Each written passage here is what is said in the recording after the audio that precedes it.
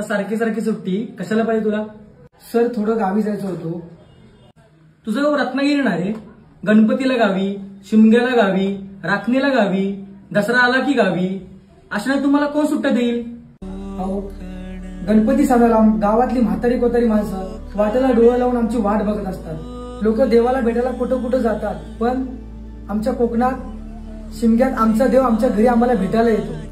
गणपती, शिमगा, जाकडी, भारूड, नमन ही आमची वाडवडिलांनी जपलेली परंपरा आहे. लोककला आमच्या कोकणवासियांसाठी जीव की प्राण आहे.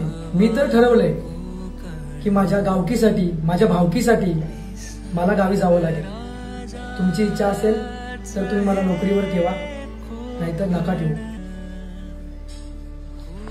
अरे प्रथमेश थांब. अरे प्रथमेश, तुझी ना तुझ्या मातीशी, लोककलेशी आणि परंपरेशी जोडलेली आहे. त्यामुळे तुला गावी जावंच लागेल. खूप खूप धन्यवाद सर. येतो मी. थांब प्रथमेश, तुझ्या महिन्याभराची कमाई तरी घेऊन जा. जन्म कोकणातला गत जन्मीची पुण्याई.